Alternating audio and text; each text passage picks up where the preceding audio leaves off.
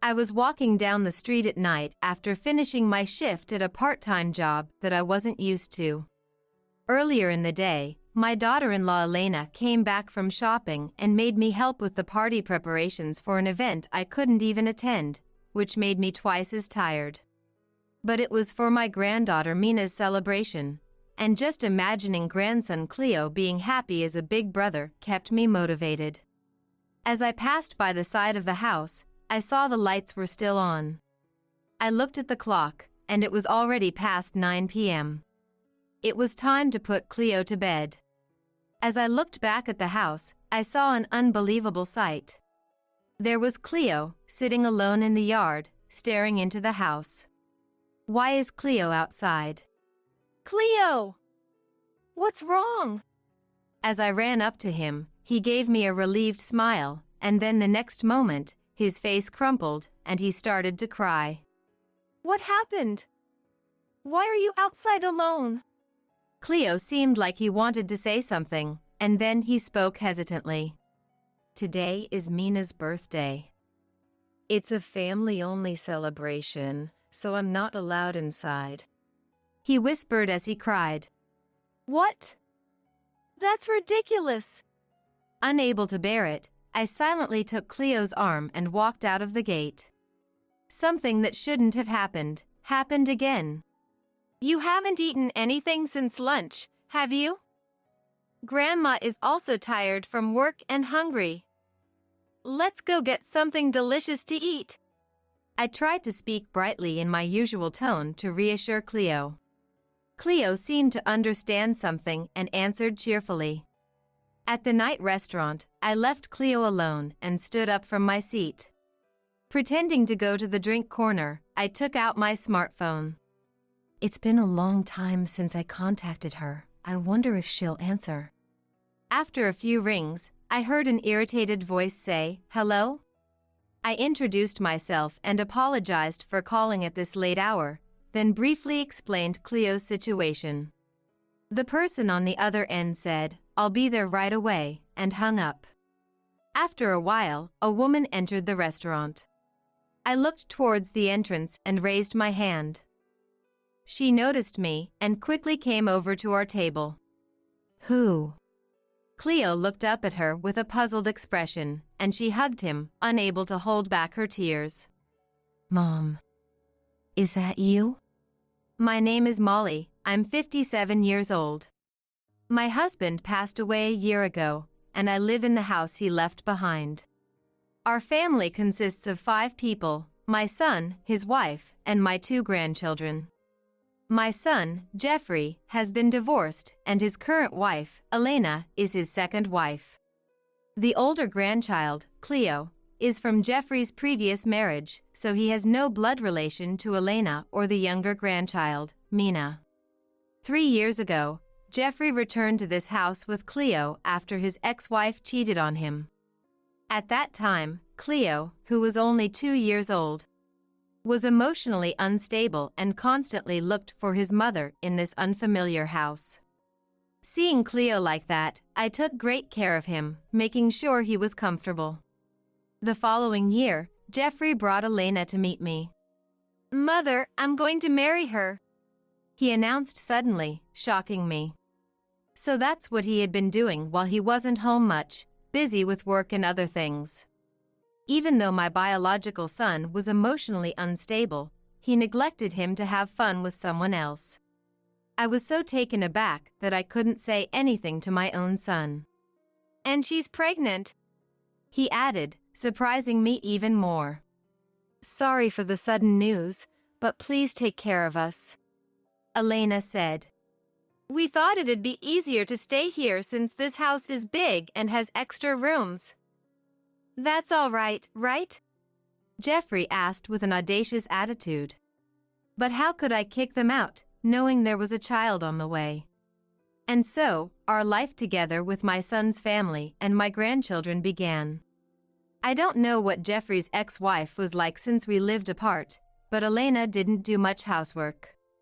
I saw her getting along well with Cleo, so she probably wasn't a bad person. However, she used her pregnancy as an excuse to leave all the housework to me. Honestly, I was working part-time, so I asked her to help out a little with the housework. I have terrible morning sickness. My stomach is tight, and it's tough. She always had an excuse. Hearing that, I couldn't force her to do anything. Even though she looked perfectly healthy to me, I couldn't say anything because the difficulties of pregnancy vary from person to person. I feel like I'm being pushed around. That's what I thought, but my husband, who used to listen to my concerns, was no longer with us. She says she's having a hard time, so be more considerate. No one wants a strict mother-in-law these days. By the way, when's dinner ready? When I talked to Jeffrey once, he just brushed it off with that. Oh, I'm sorry for troubling you with such things. Every day was a struggle to keep my heavy heart in check. While we were living these days, Mina was born. When Cleo was born, we were living far apart, so I didn't get to see him much. Living with a baby nearby brings such happiness. Of course, that doesn't mean I love Cleo any less. Witnessing the birth of a new life made Cleo's eyes sparkle. The pride of becoming an older brother. He felt a sense of responsibility to protect his little sister. I could sense those feelings from him.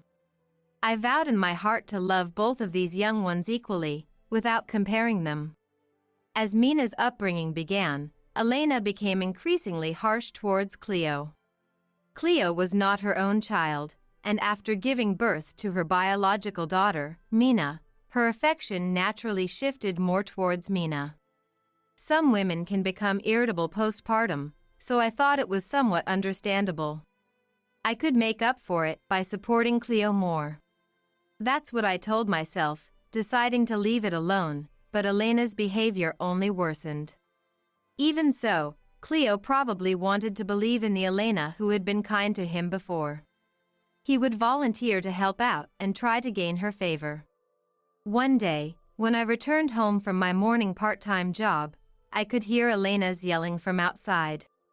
Why can't you even do this right? You've just made more work for me. It seemed she was scolding Cleo. When I went to check, I saw that Cleo had tried to make Mina's formula and had spilled the milk powder all over. Now. He's just a child, there's no need to get so angry. It's the thought that counts, right? I tried to calm Elena down.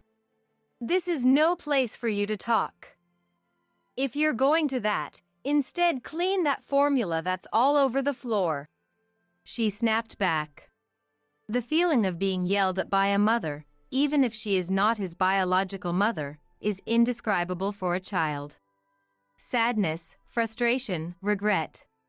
Seeing Cleo with tears in his eyes, holding back all these emotions, filled me with pity.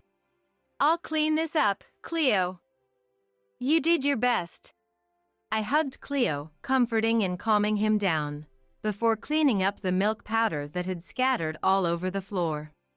Mina, don't make clumsy mistakes like your brother. Your brother is completely useless. Elena said, looking down at us and then addressing Mina, who couldn't even understand her words yet. I struggled to contain my anger towards Elena, who ignored Cleo entirely. At dinner that evening, Cleo was nowhere to be seen, so I asked Elena. Where's Cleo? I don't know. Maybe he ran away because I scolded him. Elena responded nonchalantly. There's no way that's true. Cleo is only 4 years old. Where could he possibly run away to? Just then, Jeffrey came home. Jeffrey, I can't find Cleo anywhere. I said to him. He's a boy. Maybe he went to the park nearby. Anyway, Mina, I'm home. He replied, showing no concern. Even if he is a boy, it's already past 7 p.m. Even if he went to the park alone, wouldn't that worry him? While the two of them started eating the dinner I had prepared, I rushed outside. I searched the nearby park, the route to his kindergarten, and the supermarket we often go to. But Cleo was nowhere to be found. Maybe he's back home by now. I thought as I returned home and reached for the front door, but then I heard a metallic clanging sound coming from the yard. Our yard isn't very big, but we have a small garage. The sound seemed to be coming from there. No, it can't be. That's impossible. I approached the garage cautiously. I heard the sound of someone knocking on the door and a faint voice. Cleo! Is that you, Cleo? I flung the door open, and there was Cleo, sitting with his face swollen from crying, sobbing quietly. This is just too cruel. I picked Cleo up and rushed to the two people who were likely eating dinner. Seeing my furious face, they exchanged uneasy glances. What is the meaning of this? I demanded, still holding the softly crying Cleo. Well, I just found out from Elena. Jeffrey stammered. I shot him a sharp look before turning to Elena, who showed no remorse and said, It's Cleo's fault. He ruined Mina's milk. What are these two talking about? Do they lock a small child in the garage for a small mistake? How could they sit and eat dinner, pretending nothing happened after hearing that? I couldn't help but raise my voice. What are you saying?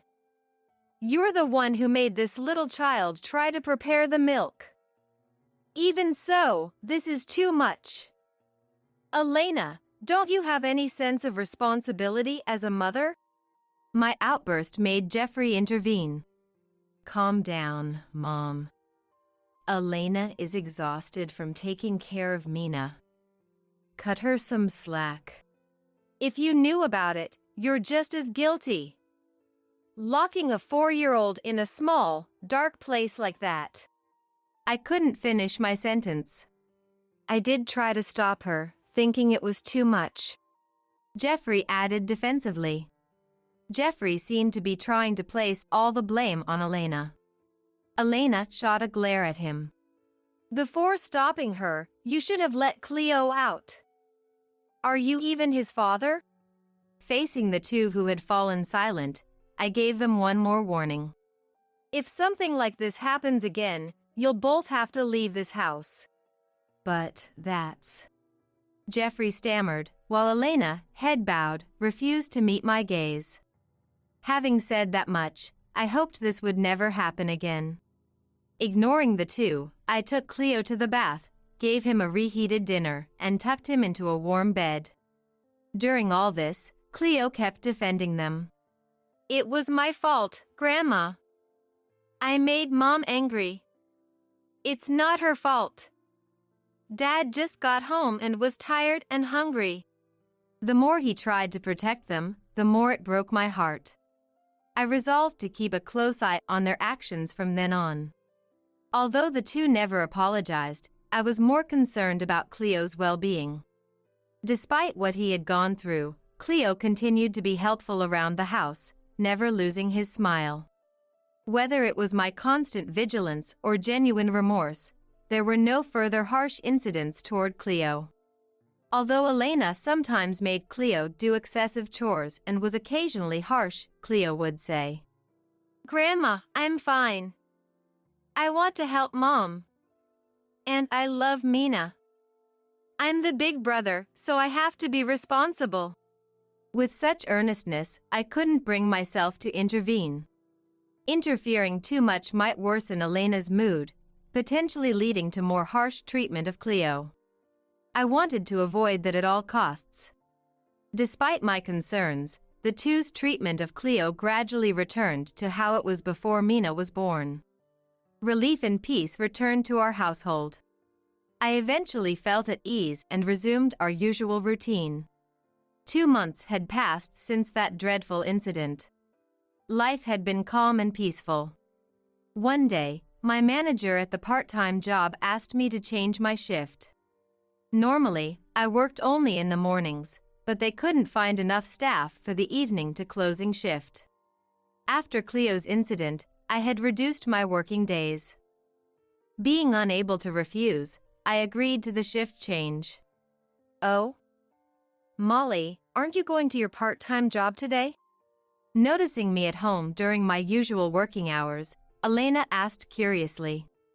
I had a shift change today, so I'm working from the evening.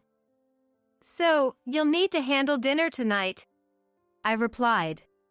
Elena made a face, clearly annoyed, but then her expression brightened as if she had an idea. Well then, since it's a special occasion, why don't we celebrate Mina's birthday a bit early tonight? Elena exclaimed, knowing full well I wouldn't be home because of my part-time job. Clearly, I wasn't invited to this party. I, too, wanted to celebrate my dear grandchild's first birthday. All right, I need to start preparing for the party right away. I'll tell Jeffrey to come home early too. Elena, oblivious to my feelings, seemed delighted. Molly, I'm going shopping, so please look after Mina. Since you can't join the party, at least do that much. Using the shopping trip as an excuse, she was giving me some time alone with Mina. How selfish can she be?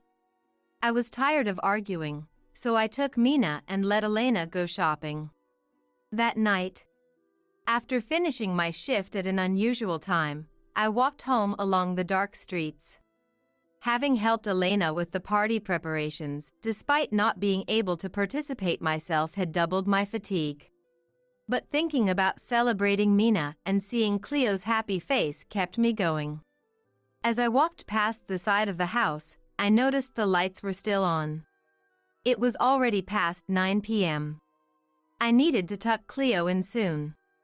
I hope they don't make me do the cleanup too, I thought. When I looked toward the house again, I couldn't believe my eyes. There, sitting alone in the yard, was Cleo, staring into the house. I couldn't understand why Cleo was outside. I quickly went around to the front gate and hurried into the yard. Cleo! What's wrong? When he saw me rushing towards him, he smiled with relief, but then his face crumpled, and he started crying. What happened? Why are you outside alone? I knew I shouldn't overwhelm him with questions, but I couldn't help it. Cleo just sobbed and clung to me, unable to speak. Let's go inside, okay? He looked at me with a surprised expression, as if wanting to say something. Then, in a voice full of apology, he whispered, Today's Mina's birthday, but it's a family-only celebration, so I'm not allowed inside. He cried as he spoke. This is unbelievable! Unable to bear it any longer, I silently took Cleo's hand, led him out of the gate, and started walking. This shouldn't have happened again. What's wrong, grandmother? Are you angry? Where are we going? His anxious voice brought me back to my senses. You've been outside all day without eating anything, right? And grandmother is tired from work and hungry too. Let's go eat something delicious. I tried to speak cheerfully, in my usual tone, to reassure Cleo. Sensing something, Cleo responded brightly. I was worried that people might look at us strangely for bringing a child to a restaurant at night. But neither the customers nor the staff seemed to care. Leaving Cleo alone at the table, I stood up. I'm going to get some juice. Pretending to go get some juice, I took out my smartphone. I haven't contacted them in a long time, but I hope they answer. After a few rings, a grumpy voice answered, Hello? I introduced myself and apologized for calling so late. I briefly explained Cleo's current situation. The person on the other end quickly said, I'll be there right away, and hung up. When I returned to the table, Cleo was eating the fries we had ordered. That took a while, he said, looking at me with concern while sipping the orange juice I placed on the table. I couldn't decide what you might want to drink. I excused myself, but Cleo quickly brightened up. I love orange juice, he said cheerfully and drank it down in one gulp. He's only 5 years old. Even at this late hour in a restaurant, he doesn't act excited. He sits quietly, waits patiently, and is mindful of others' feelings. Why does such a good child have to go through this? I felt a surge of frustration as I watched Cleo munch on his fries. After finishing his fries, Cleo seemed restless. How about we order a hamburger too? I suggested. Won't we get in trouble if we don't go home soon? Cleo's expression was tense. Even though he said that, we couldn't go home just yet. I wondered how to explain it to Cleo. Just then, a woman entered the restaurant. I looked towards the entrance and raised my hand to signal her. The woman noticed and hurried over to our table. Cleo looked up at her with a puzzled expression, as if to say, "Who is this?" Unable to hold back her tears, the woman embraced Cleo tightly. The person I called earlier was Cleo's biological mother, Kaylin. Mom. Cleo remembered. Jeffrey divorced Kaylin when Cleo was 2 years old, 3 years ago. Still, Cleo remembered his real mother. When he first came to our house, he was longing for her mother. And Kaylin, too, had never forgotten about Cleo for even a moment. After waiting for the two to calm down from their tears, I told Kaylin what had happened up until now. How Elena had been harsh to Cleo. How Cleo had been locked in the garage after spilling formula. And today, how she was thrown out of Mina's birthday party, being told she wasn't family. I'm sorry. I should have watched her more carefully. No. Molly, it's not your fault. You protected Cleo all this time, didn't you? And you called me. I had heard from Jeffrey that Kaylin had an affair, which was why they divorced, so I hesitated to call her. But it seemed the truth was different from what I imagined. Because Kaylin is Cleo's real mother. I called you on such a simple thought, but was it a bother? I mean, do you have a new partner or family? I asked hesitantly. Then Kaylin raised her voice. No, I don't. I only ever wanted Cleo. What could this mean? When I told her the story I heard from Jeffrey about the divorce, Kaylin turned pale and began to speak. It was Jeffrey and that woman who had an affair. Looking sadly at Cleo, who had fallen asleep from exhaustion, Kaylin told me the truth. Jeffrey and Elena had started their relationship around the time Cleo was born. Then, suddenly, a man claiming to be a lawyer appeared in front of Kaylin. This man, claiming to be a lawyer, brought documents about Kaylin's affair and neglect of Cleo, talked about the divorce with Jeffrey, the compensation in the divorce trial, and the subsequent child support. Kaylin had no memory of such things, but had no one to rely on. She had lost her parents early and was completely alone. After marrying Jeffrey, she had become estranged from her friends. Being a housewife, she was always with baby Cleo, so even when she went out, her interactions with neighbors were just greetings. In such weak human relationships, it was difficult to gather evidence that she hadn't done anything. My vision darkened. You could have relied on me. But at that time, I was so shocked by Jeffrey's betrayal that I even doubted you, Molly. Kaylin confessed apologetically. I felt ashamed of my son's actions and hated myself for not keeping in closer contact with Kaylin at that time. I'm truly sorry. So, are you still paying that child support now? Yes. My parents left me a little money. Also, I reconnected with my previous workplace from before I got married. Somehow, I've been able to pay the child support without fail for Cleo's sake. I couldn't listen any longer. Unaware of any of this, I had been living peacefully with that couple. I don't know how to apologize enough. It's okay. Molly, you did nothing wrong. And now, I've finally met Cleo. That alone made paying the child support worthwhile. Kaylin's expression was calm. By the way, Cleo's custody does belong to Jeffrey, but you haven't been seeing Cleo? I brought up what had been bothering me all this time. As expected, Kaylin's face darkened. Not even once since the divorce was finalized until today. She answered in a small voice. How could this be? I couldn't contain my emotions any longer. Kaylin, I've made up my mind. Cleo's parents aren't those two. It's only you. I won't let them take Cleo away from you again. Kaylin looked at me in surprise. Then, as if strongly agreeing with my determination, she nodded firmly. The truth is, I haven't been doing nothing either. Kaylin said that she had already hired a lawyer and was moving to claim the child support that was fraudulently demanded in compensation for the divorce trial from Jeffrey and Elena. According to Kaylin's lawyer, the lawyer that Jeffrey and Elena had arranged was actually not a lawyer at all, but just a friend of theirs.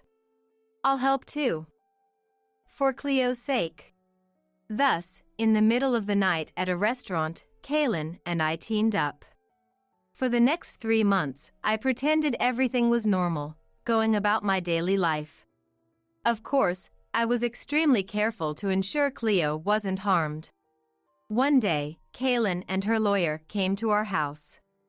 The two were startled and flustered, but I calmed them down and had them take a seat. And what is your business today? Jeffrey looked puzzled, while Elena put on a brave front. We're here today to discuss the compensation for the divorce trial with you and Jeffrey and to negotiate for Cleo's custody. Kaylin responded calmly, not backing down. Compensation for the divorce trial. That must be about Kaylin, right? Jeffrey told me all about it. Elena said, mocking her ex-wife. Of course, he would have said so, since you were Jeffrey's affair partner. What a ridiculous accusation. I met Jeffrey after he divorced you. Jeffrey just sat there silently, listening to the exchange between his ex-wife and his current wife. Now, both of you. Let's first hear what the lawyer has to say. Knowing everything but pretending to know nothing, I subtly guided the conversation to Kaylin's turn. Please take a look at these documents. The lawyer spread out the report prepared by the fake lawyer that Elena and Jeffrey had arranged. This is the report handed over by Jeffrey's lawyer when Jeffrey and Kaylin got divorced. How can something from so long ago be used as evidence? Elena was visibly flustered. What about it? I hired a proper lawyer. As Jeffrey tried to support Elena, Kaylin's lawyer cut in, almost interrupting him. Is that really a lawyer? Which law firm is he from? Ignoring the stammering Jeffrey, the lawyer continued. As a fellow lawyer, I must say this report lacks credibility. The photographic evidence is clearly fabricated, and the testimonies regarding Kaylin's alleged neglect are too vague. But that evidence was enough to make this woman divorce Jeffrey. Elena desperately argued. Indeed, Kaylin did comply and get divorced at the time. However, the demanded child support was excessively high. And despite paying child support properly, she hasn't been allowed to see her child even once, has she? That's because Cleo didn't want to see her. No way. I screamed internally. After the divorce, when Cleo came to us, how much did she long for her mother? I began to tremble with anger. Even so, she did neglect her child, right? The testimony was taken, even if it's vague. Elena, regaining some of her composure, argued. Would you like to see the child care diary I kept at the time? Kaylin took out a notebook. It was an ordinary, well-worn B5 size notebook. The cover read Cleo's child care diary. That can be written at any time after the fact. However, as Kaylin silently showed the contents of the notebook, the color drained from Elena's face. It was filled with detailed records of Cleo's feedings, diaper changes, and sleep times, down to the date, day of the week, and time. At the end of each day, there was a brief diary entry from Kaylin. Messages to Cleo could also be seen in the empty spaces. Elena, raising a 1-year-old Mina, should understand. Could someone who neglected their child write such a detailed childcare diary? Elena was at a loss for words. Seeing Elena's reaction, Jeffrey looked utterly confused. He probably couldn't understand, having never properly participated in childcare. In this diary, there are also entries regarding Jeffrey's actions. My actions. Jeffrey was already exhausted. It mentions when you said you were working late or going on business trips. Kaylin added with a tone implying that Jeffrey knew exactly what she was talking about. You can't expose an affair with just a diary. Elena's point was valid. A diary alone wouldn't serve as proof. That's the part that took some effort. Elena looked triumphantly at Kaylin, but then began to look uneasy as if she had remembered something. I kept Jeffrey's credit card statements. After we divorced, I found them tucked away in our household account book. Neither Elena nor Jeffrey seemed willing to argue. On the days mentioned in the diary when Jeffrey claimed to be on a business trip, the credit card statements show charges from a hot spring inn. Ignoring the silent pair, Kaylin continued. And on the same days, a certain woman's social media posts have photos. The hashtags include the inn's name and words like secret. That's just a coincidence. It could happen to anyone. Elena's resistance seemed futile. Indeed. But this woman, despite talking about secrets, was showing off her possessions. Kaylin pressed further. The watch in these photos, that's Jeffrey's, isn't it? I could almost hear Elena and Jeffrey's hearts pounding. That could be any watch. So Elena didn't know. This was a gift from my husband and me to Kaylin and Jeffrey when they got married. It's a pair watch, completely custom-made. Feigning innocence, I interjected. That can't be. After a moment of silence. Enough. Jeffrey said in a pitiful voice. Kaylin signaled to the lawyer with her eyes. Since he's admitted it, that helps. We will proceed with a settlement instead of going to court. I won't admit it. I'll take this to court if I have to. Elena shouted, but the facade was crumbling. Shall we discuss the matter of the falsified report by the fake lawyer? We've already spoken with this fake lawyer. That bastard. It turned out that the fake lawyer was Elena's friend and former boyfriend. They had been funneling the compensation from Kaylin's divorce settlement and child support to him. When we mentioned charges of document forgery, he told us everything. Elena seemed to have no energy left to argue. From the crack in the door. Mom? What's going on? Cleo peeked in. Nothing at all. Kaylin, looking relieved, replied. Let's go home. To our new home, Mom and Cleo's new home. Later, the case went to court instead of being settled out of court. This time, the other side hired a real lawyer. However, the outcome was clear. Custody of Cleo was transferred to Kaylin. Jeffrey and Elena's actions were deemed criminal. Additionally, they were required to return the fraudulent compensation and child support they had received, and pay Kaylin proper compensation and child support. Jeffrey and Elena ended up blaming each other and ultimately got divorced. Elena was disowned by her family, and her parents took custody of Mina. She was now deep in debt and working at a massage parlor. Naturally, I also cut ties with Jeffrey. Who would take care of a criminal? I sold the house I used to live in and now enjoy living alone, free and comfortable.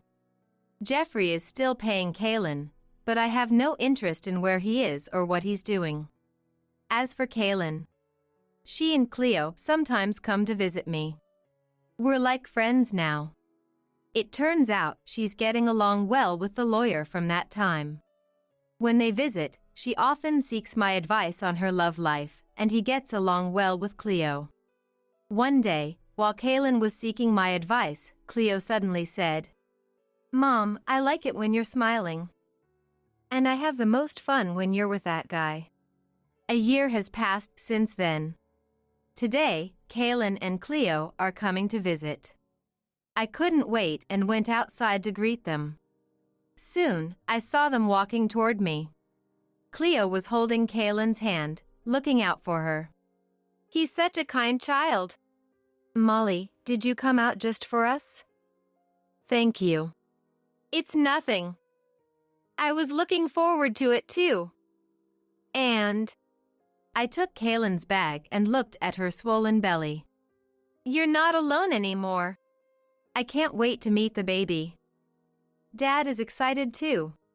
Seeing their happy faces, I smiled.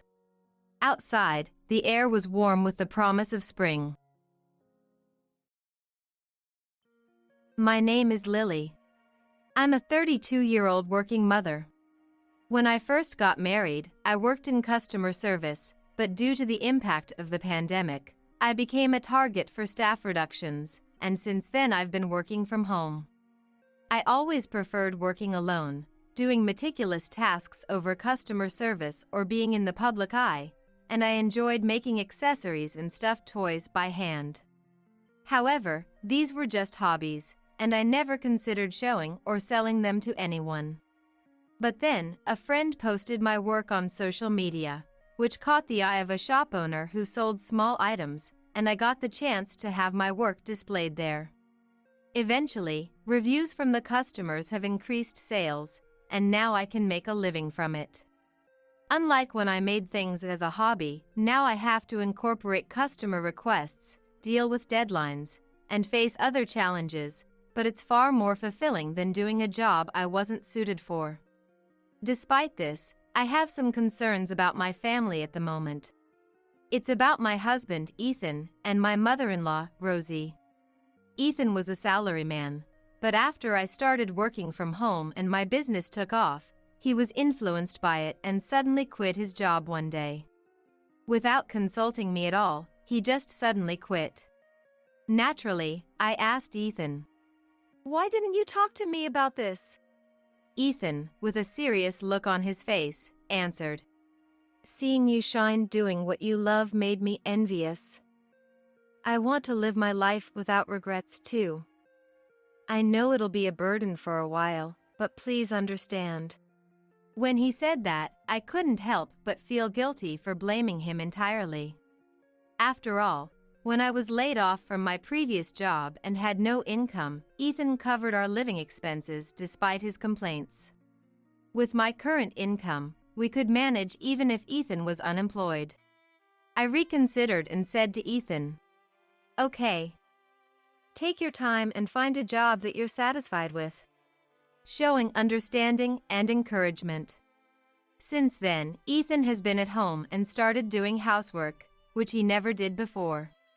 Thanks to that, my work progressed smoothly, and I was able to take on more orders, gradually increasing my income. After a few months, our lifestyle of me working in my room and Ethan being a house husband became established, and I felt no discomfort or dissatisfaction. However, there is one person who absolutely doesn't like this arrangement. That's Rosie.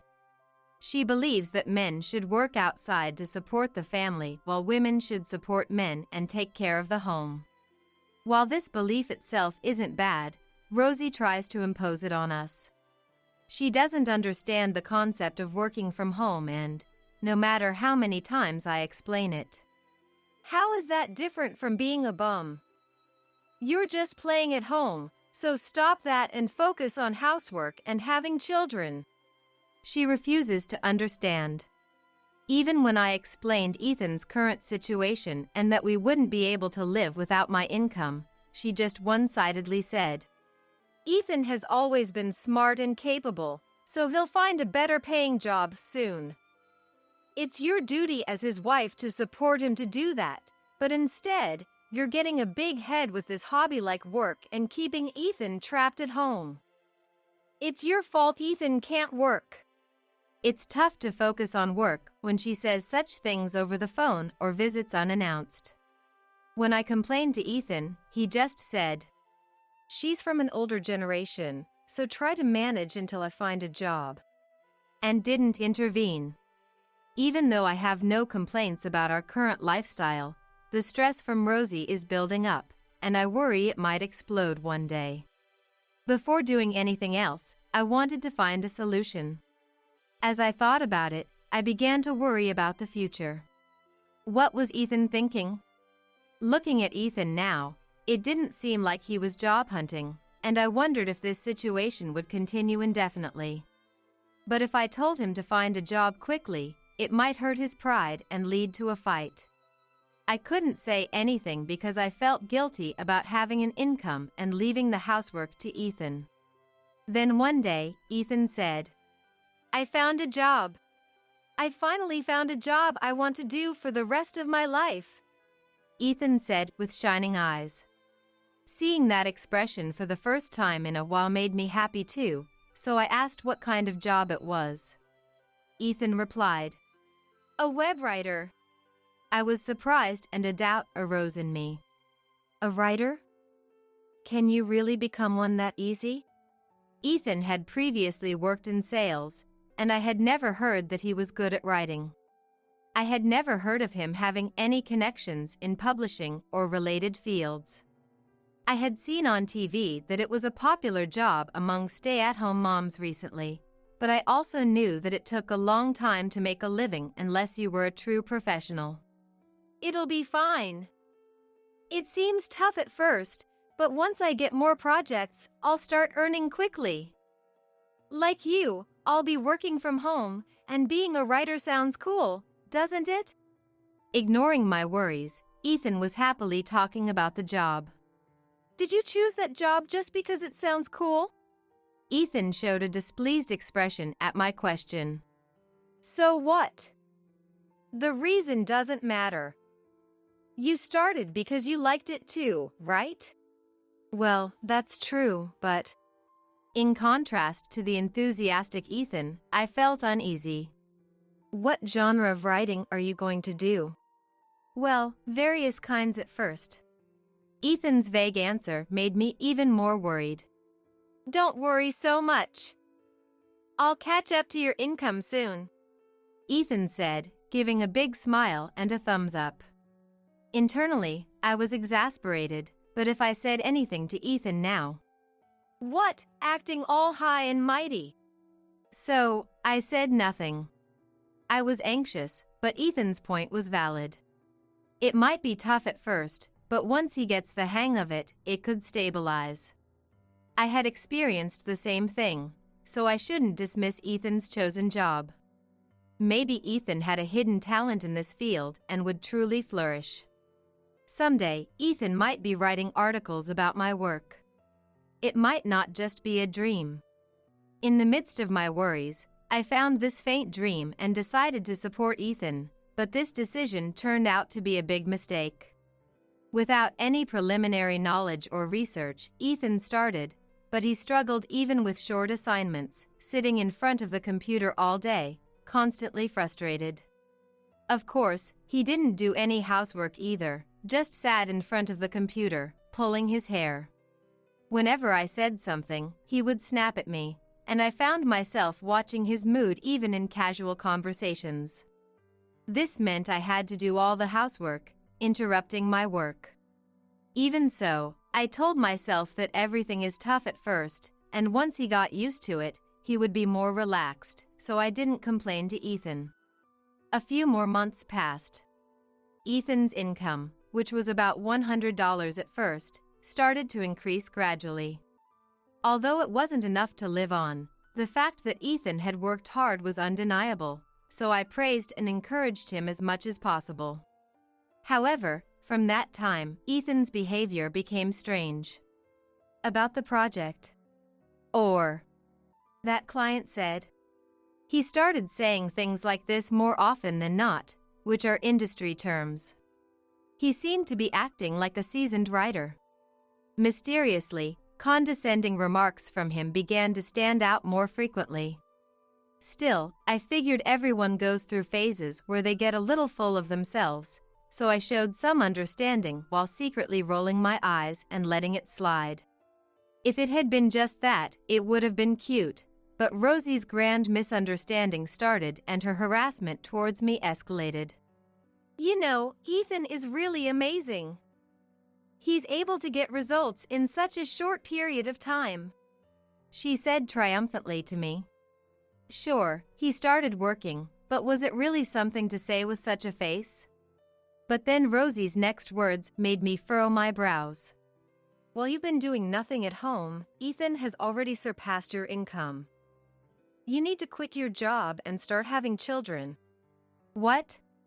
Ethan surpassed my income. I couldn't grasp the meaning of Rosie's words and fell silent. It looks like you're speechless.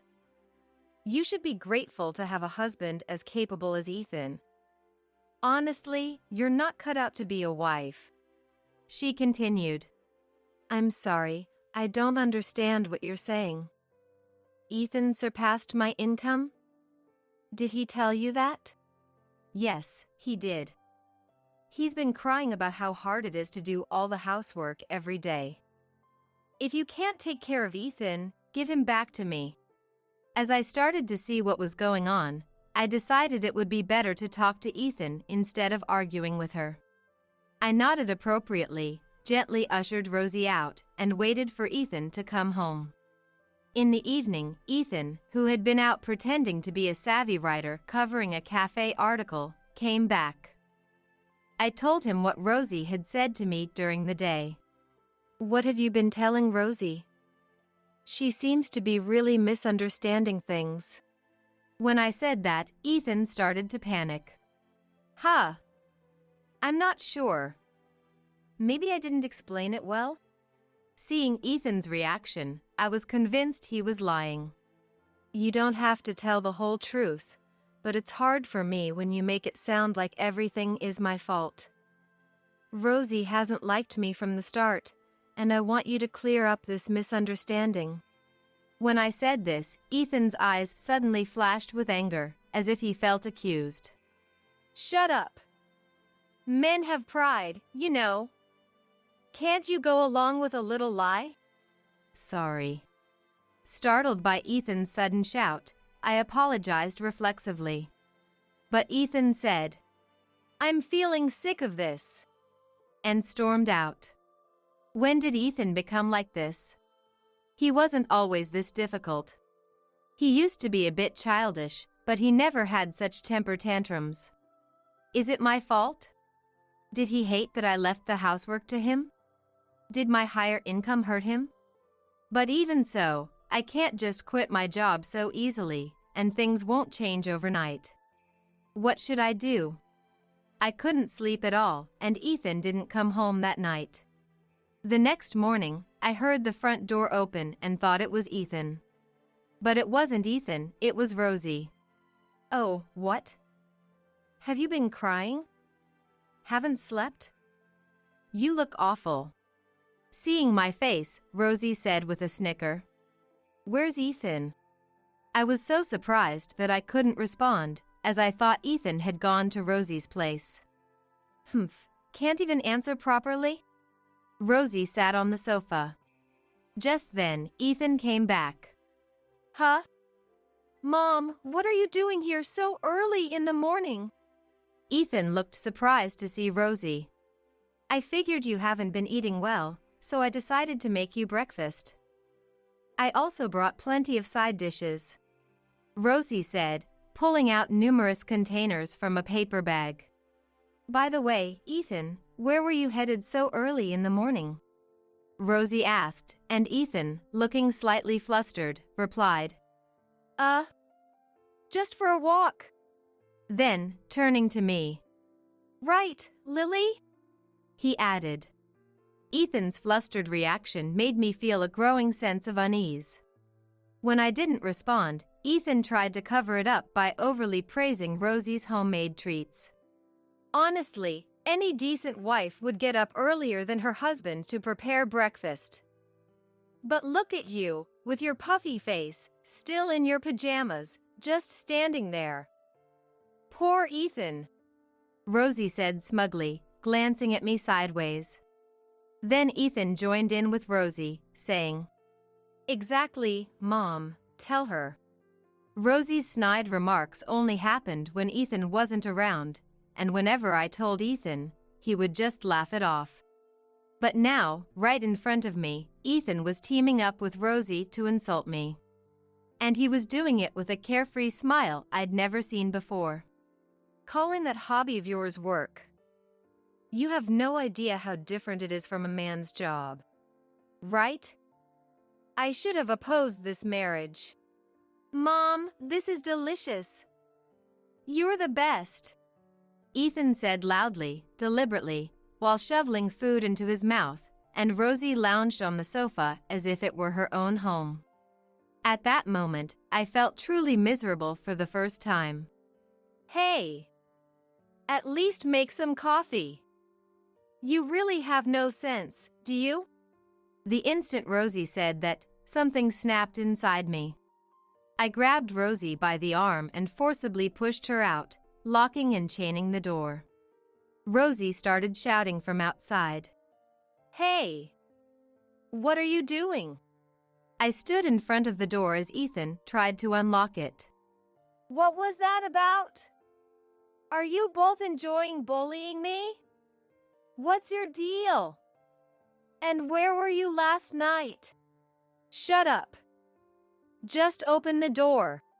"No. I'm talking to you. I won't move until you answer me. Shut up." Ethan shoved me aside and opened the door. "What's wrong with you? You're a horrible woman.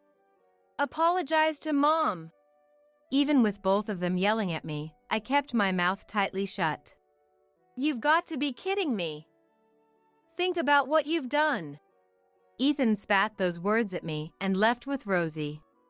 As Ethan walked past me, I caught a faint scent of soap. It's over. The moment I said it out loud, I couldn't stop the tears. Ethan hadn't changed. He had always been like this, I just failed to see it. The fact that I earned more only highlighted his true nature. As for where Ethan was last night, a woman's intuition shouldn't be underestimated. I could guess. I didn't want to know, but maybe I needed to find out. I wanted to lie down, but I had a lot of work piled up. I washed my tears away with cold water and headed to my workshop. The next day, Ethan and Rosie showed up as if nothing had happened. Then she said, "Have you reflected on your behavior?" "Well, it doesn't matter. Ethan and I talked it over last night. I'm moving in today to live with you." "What?" That's right. Moving in. "Ethan's suffering like this is unfair, so I'll be here to supervise you." Right, Ethan? "Yeah. You can learn a lot from Mom about being a proper wife." They looked at me, but it was as if they were talking to themselves, disregarding my presence. "Is Rosie going to live here?" That's what I've been saying, isn't it? You really lack comprehension, don't you? Listen, you were living it up on just $500 a month and taking advantage of Ethan, right? You're only able to stay here because Ethan makes $10,000 a month. You should be grateful to Ethan for your lifestyle. When I looked at Ethan's face, he seemed to know he was lying and avoided my gaze. However, he smiled next to Rosie, as if to say he had an ally. Seeing that, I realized I couldn't stay with him any longer. All right. I'll divorce Ethan. Enjoy your life with him and his $500 monthly income. When I said that, Rosie laughed at me. Huh? What are you talking about? Spouting such sore loser nonsense. Oh well. If you want a divorce, go ahead. It's what I wanted all along. Just leave. Rosie didn't notice Ethan starting to panic. Understood. Ethan, I'll contact you later about the proceedings. I said this and packed a suitcase with some clothes and essential work tools. I'll be in touch. Wait a minute. Ethan hurried after me, but... Ethan, there's no need to stop her. Rosie clung to Ethan's arm as I quickly left the house. It didn't take long for Rosie to learn all the facts. I promptly arranged for a lawyer and moving company and terminated the apartment lease. From early morning, movers started taking out my belongings, causing Ethan and Rosie to frantically call me one after the other. What is this? What's going on? Rosie yelled over the phone, but I remained calm. You said if I wanted a divorce, go ahead, didn't you? So, I'm just moving my things out. The apartment lease is terminated, so please leave by the end of this month. Huh? Why? Why? Because the lease was in my name, I paid the initial fees, and I was the one paying the rent. The furniture and appliances were bought when we first got married, so I'll leave them for you. Ethan took over the phone and shouted, Hey! You can't just do this. I supported you when you were unemployed too. True, but it was only for a few months, right? I've supported you financially much more. I also turned a blind eye when you used my card for expenses and such. But this is outrageous. Pay me compensation. Yeah! Pay us compensation! Rosie screamed beside Ethan, but thanks to my mental rehearsals over the past few days, I could speak smoothly. Compensation, you say? Did you think I wouldn't notice? I was aware of your affair. I have the evidence. At my words, Ethan fell silent for a moment, and the phone was handed back to Rosie. You, with your lack of feminine charm. An affair? That won't get you compensation. It's not even a valid reason for divorce. Rosie, do you remember destroying my work tools, calling them worthless toys? And it wasn't just once or twice, was it? I've submitted photos of the broken tools, receipts from their purchase, and emails documenting the delays they caused to my lawyer. Do you still call them excuses? When I said that, Rosie shrieked. Just show your face.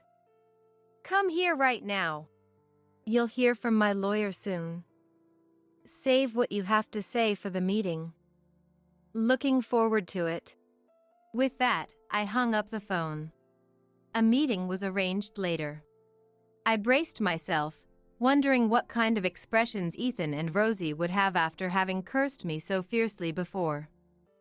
However, Ethan and Rosie had completely lost their momentum. Ethan must have finally understood the situation he was in. Rosie, too, seemed to have realized the reality of her supposedly brilliant son and kept her head down. As the lawyer calmly stated the facts of Ethan's infidelity and the conditions for divorce, Ethan suddenly collapsed onto the table and began to cry. Please forgive me. I was just frustrated. You make more money than me and do what you love for a living. But I couldn't tell Mom, and I took advantage of your kindness. I just wanted to show off a little. That's right. Ethan did nothing wrong. You understand, don't you? A man has his pride. You get it, right? Please reconsider the divorce. Beside Ethan, Rosie was dramatically crying with her face in her hands. It was obvious they were trying to gain sympathy. I knew all about Ethan's reckless spending with my card, his failed attempt to buy a luxury car in my name because he couldn't sign the contract without me, and the expensive gifts he bought for his affair partner. Hearing them talk about a man's pride after all that just made me laugh. Rosie, you said that it was only natural for Ethan to cheat on me because I lacked attractiveness as a woman, didn't you? You even said it would be a blessing if we divorced. So why are you trying to stop this divorce now? Did I say that? I don't remember. Rosie mumbled, avoiding eye contact with me. It's about the money, isn't it? You're panicking because if Ethan and I divorce, your lifestyle will be unsustainable, right? You must know by now that the money sent to you was from my income. You just don't want to lose that. That's not true. I just want you to come back. It's too late to say that now. I can't forget the things you've said and done to me, and there's no way I can support you and your son like before. An apology isn't enough to forgive everything. When I said that, Rosie finally raised her head and looked me in the eyes. As I stared straight at her, Rosie's face twisted in frustration and she looked down again. Please, reconsider. I'll find a proper job. Okay? It'll be fine, right? You're busy with work, so it's better if we stay together, isn't it? Seeing Ethan pleading with upturned eyes, I realized I had no feelings left for him. We're past that point. Honestly, it's very disappointing. But I can't live with you anymore. I have many flaws and things I need to reflect on, but from now on, please cherish your beloved Rosie and live happily together as mother and son. That's what I hope for now. No way! Glancing at Rosie, I saw her glaring at me. I didn't look away from Rosie and said, Rosie, isn't it great? Not only did you get rid of the wife you didn't like, but you also got your beloved son back. It's truly a dream come true. I hope you find a wife who will do everything you want someday. Enjoy your life with your son, who thinks he's a big shot in the industry on a $500 salary. Now you can cook him delicious meals every day. You must be so happy, Rosie. I smiled sweetly as I said this. I thought I heard Rosie mutter, You devil! But I pretended not to hear and carried on calmly. Thus, my divorce from Ethan was finalized successfully. Ethan sold the furniture and appliances I left behind and moved back in with his parents, but without an income, the relationship with his parents deteriorated, creating a tense living situation. Now that we're no longer together, I hope he will put serious effort into his current job to make a living. He was just relying on my income, but I'm sure he'll get serious when he's under pressure. I want him to get serious. With a heavy burden lifted off my shoulders, my work has become even more productive, and recently I've been getting orders from various places. Now, I can afford to hire an assistant and have started my own company. There was a bit of a commotion when my company's website and the social media managed by my staff received slanderous comments about my products and me personally, but it was quickly discovered that Rosie was the source of all the negativity. I considered hiring a lawyer to file a lawsuit, but I thought it would be more mentally taxing to deal with Rosie for a long time if I escalated the situation, so I settled for a warning. I want to believe it has been resolved, but if something like this happens again, I won't hold back. Rosie probably blames me for the situation she's in now. Thinking about her obsession makes me shudder, but it doesn't matter anymore. I'm now living a fulfilling life with my team. Get out of here, you useless thing. Even as I laid out all the evidence of John's infidelity on the table, his mother Emily just laughed triumphantly. Since I was the one who initiated the divorce, John should technically be the one getting dumped. Yet Emily, far from being apologetic, was rudely trying to kick me out. John, cornered, didn't say a word, his head bowed. I had no expectations left for Emily, who always saw me as an enemy and criticized everything I did, and for John, who not only tolerated but responded to her. I'm moving out today. Emily seemed to hate me, her son's wife, more than she was upset about her son's infidelity. She never tried to reconcile. I went ahead with my moving plans as scheduled, revealing a final secret at the last moment. It was my ultimate revenge against Emily, who mockingly saw me off, and John, who never answered when it mattered. I am Emma. I turned 34 this year. Just a normal housewife who married a sincere man and had an average happy life. We hadn't had kids yet. Children are a gift from heaven. John used to say, so I didn't think much of it. We were a normal couple, but there was one problem that troubled me. It was about Emily. Emily lived close to us. Whenever she showed up around dinner time, I'd be rushed to prepare a meal. Despite eating everything, she constantly complained about the quantity and seasoning of the food. I've come all this way. Don't you have the decency to serve me something nice? I'm sorry. Emily would come unannounced almost daily, and always say things like that. Despite my frustration with her remarks, I tried to avoid causing a scene. Moreover, Emily would often say, "When will you give me a grandchild?" She seemed to blame me. Perhaps because John is a year younger. Even though John and I agreed that children are a gift, Emily wouldn't listen when I explained. Are you just saying that because you're hiding some flaw in yourself? That's too much. No matter what I say, she just keeps nagging me. It's getting nowhere. What used to be a few visits a month became more frequent and longer, becoming nothing but a pain for me.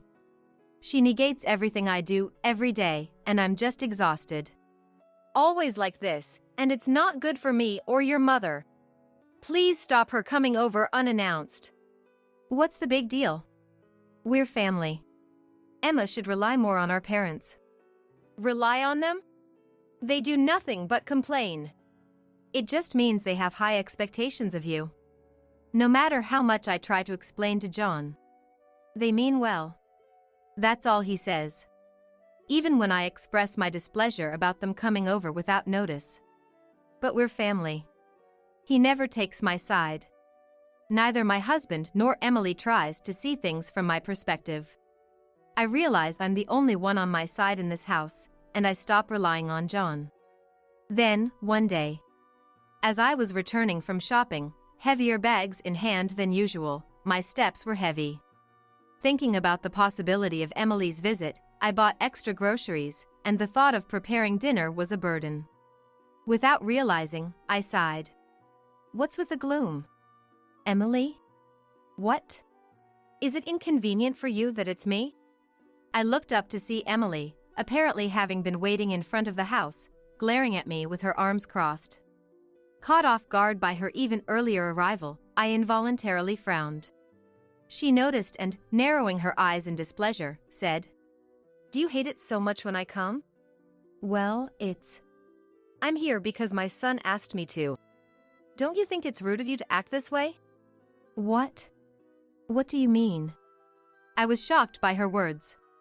When I asked what she meant, she said, "Emma wants Mom to come over. John told her so." I was speechless with John, who, instead of listening to me, had done the exact opposite. If you feel that way, you don't have to come over forcibly. Well, what an attitude for me. Acting as if it's harassment when you were the one who wanted it. I couldn't say outright that I hadn't said such a thing, and even if I claimed John was lying, she wouldn't believe me. So, I just stayed silent, saying nothing. Even when John came home for dinner, Emily kept up her constant complaints about me. Can you believe it? I go out of my way to visit, and she sighs at me. Mom, deep down Emma's really happy about it. That can't be true. If that were the case, why would she try to discourage me from coming? Even as Emily relayed John's fabricated story, John seemed unconcerned. Instead, he went along with her, making me out to be the bad fellow. I'll talk to Emma later. Mom, just come over whenever you like, as usual. You're so kind.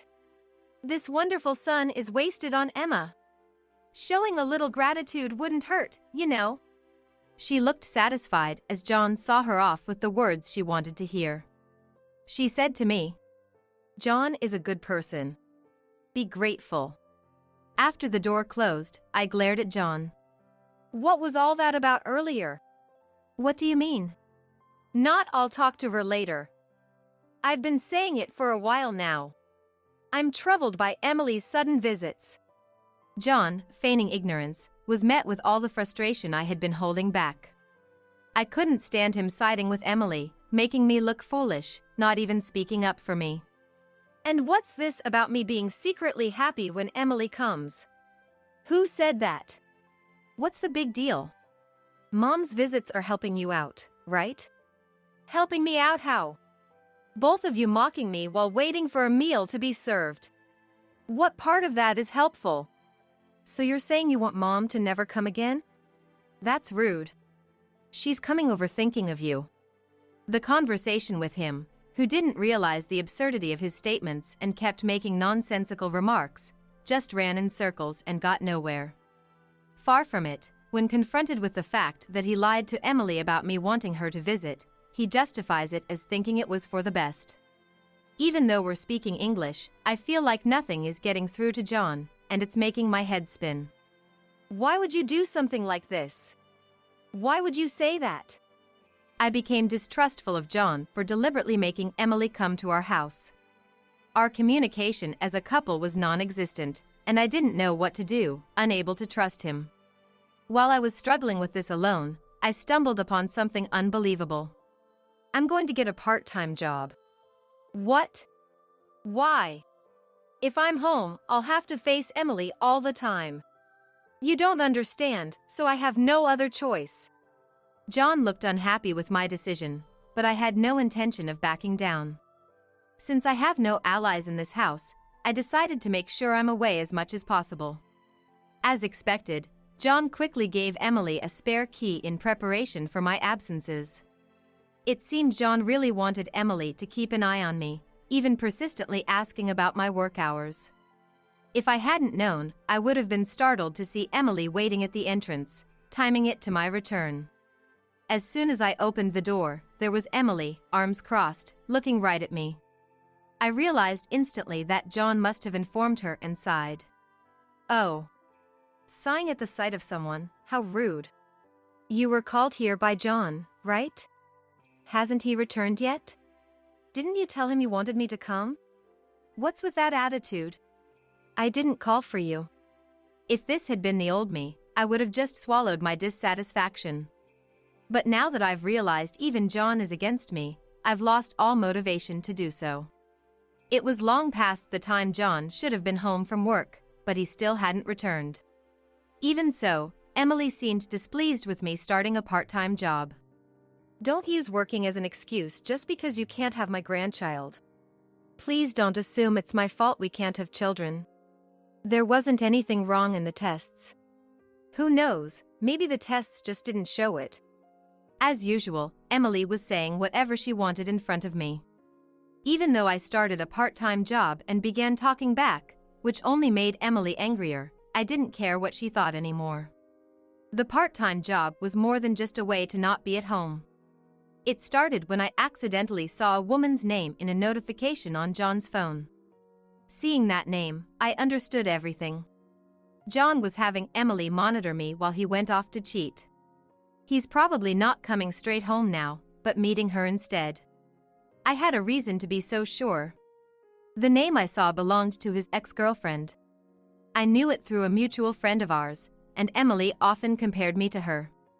Emily even bragged. We're still close. So, I clearly remembered her. From this person, there was a message with a heart.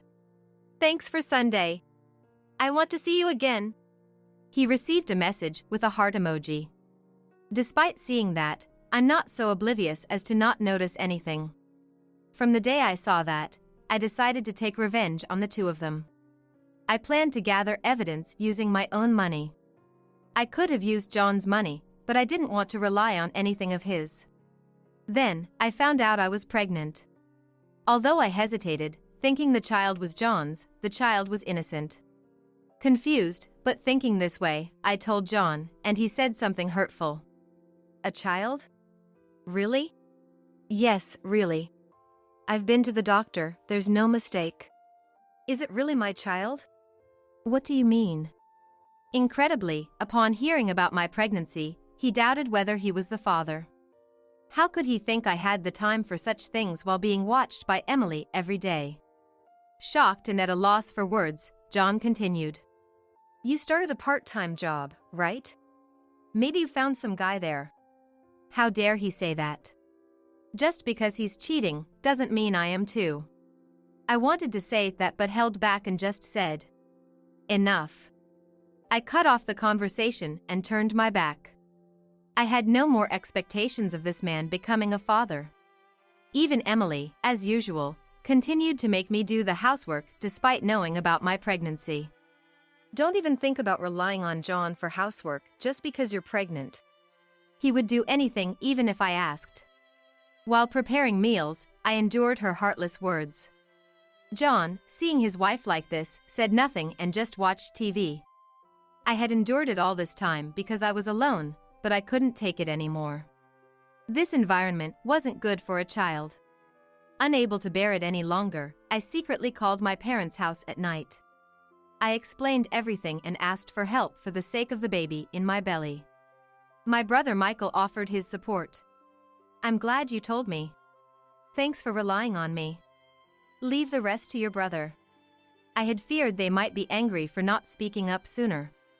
But instead of anger, my family offered me words of comfort. I had been so determined to show no weakness to anyone. The tears I had been holding back finally fell. With Michael's help, I prepared for my counterattack. In front of Emily, I demanded a divorce from John. I know you've been cheating all along. I want a divorce. That's troublesome. I won't divorce. What are you saying? Why resist after betraying me? I had thought John would easily agree to a divorce if his infidelity was exposed, but surprisingly, he was reluctant. I wondered if he still had feelings for me, but his words were again unreasonable. Because she can't do housework. His words filled me with anger. At the same time, I felt embarrassed for having even a slight hope. This man, who questioned if the baby was my child, and tried to erase his behavior, couldn't possibly have any affection for me. I was at my limit with his selfishness and Emily's silence in the face of all this. What's that supposed to mean? I'm not a housekeeper. Don't be so presumptuous. Hey, what kind of tone is that to take with John? What is the right way to behave towards a cheater like him? She says anything to me, but never a word to John. In front of her, I scattered the evidence of John's affair all over the table. These were photos taken by a detective I hired with the money I saved from my part-time job. While I was working or being insulted by Emily, John was happily meeting his ex-girlfriend.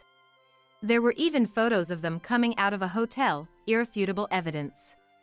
Emily was initially silent, but as she came to her senses, she lashed out at me. It's because you're such a terrible wife that he cheated. I always thought that girl was cuter and better for him than you. So, you're in favor of the divorce then? Furious at me, Emily was actually justifying John's affair. I quickly pulled out the pre-filled divorce papers. John, despite his complaints, was hurried by me and Emily and seemed to have no choice but to sign. Are you satisfied now? Get out, you useless thing. Yes, I'm moving out now. Right this instant. As I sent a message on my phone, the front door opened, and the movers came in cheerfully. Among them was Michael. Long time no see, John. What? What's going on? I knew it would come to this, so I had already asked Michael to help with the move. I had previously explained the situation to Michael, who works in a moving company, and his colleagues, and asked them to pack and move my belongings. As I directed them to my stuff, they efficiently carried out the furniture, leaving John and Emily stunned. I had them move the dresser I bought before marriage and the appliances my parents bought for me without any hesitation. John could only look bewildered as the kitchen became empty. Without saying anything to John, who looked so pitiful, I asked Michael to take the sofa. Even the small sofa Emily used as if it was her own was taken out right in front of her.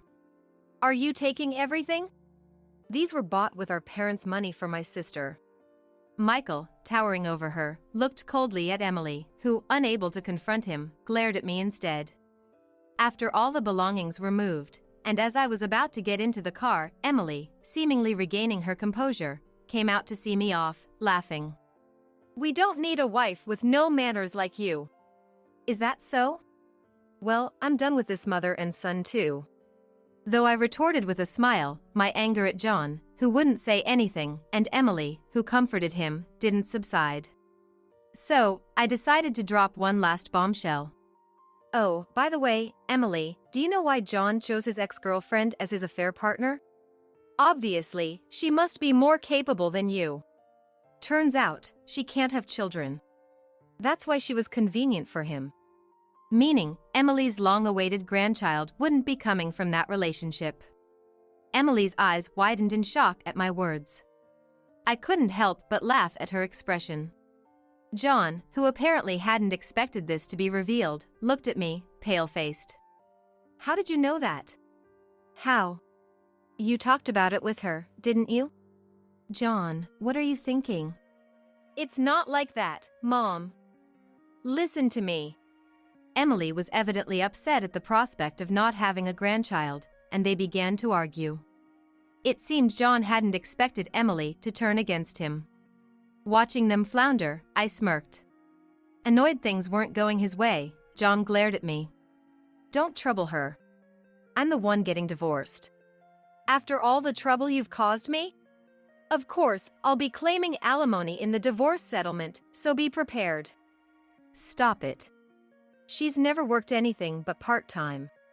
So what? And shouldn't you be worrying about yourself? You'll be paying too. John's defense of his ex-girlfriend wavered as soon as money was mentioned. When I hinted at what was to come, they both started calling me greedy. It was laughable how brazen they were after all they had done. I couldn't stay with such people any longer. As I was about to finally get in the car, Emily shouted. Then at least give us your child. After you give birth, we'll take it. What kind of logic is that? It's our grandchild.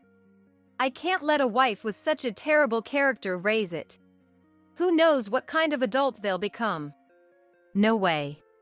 If they're raised in this house, they'll end up like an adult who cheats.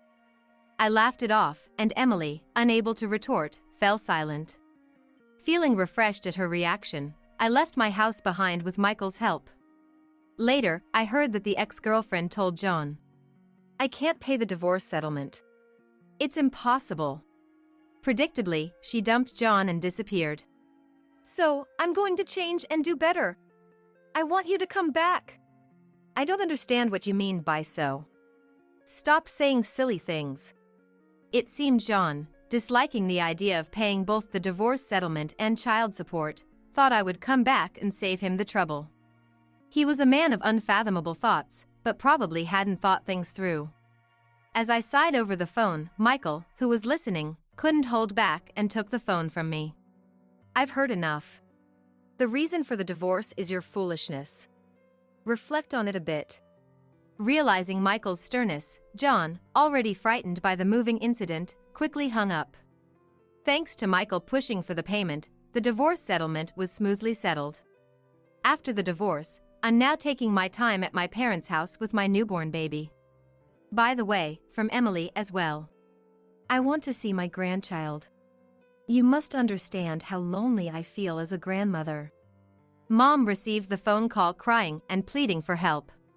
Mom, being well aware of the situation, said, After saying you don't need such a wife and kicking her out, how dare you say that? She yelled over the phone like Michael and hung up. Let us know if you need anything. Families are there to help each other. Yes, thank you. I need to be strong too. When I was in that house, I felt alone and burdened. But now, I have a supportive family. Determined to be strong for my child, I'm working hard and moving forward.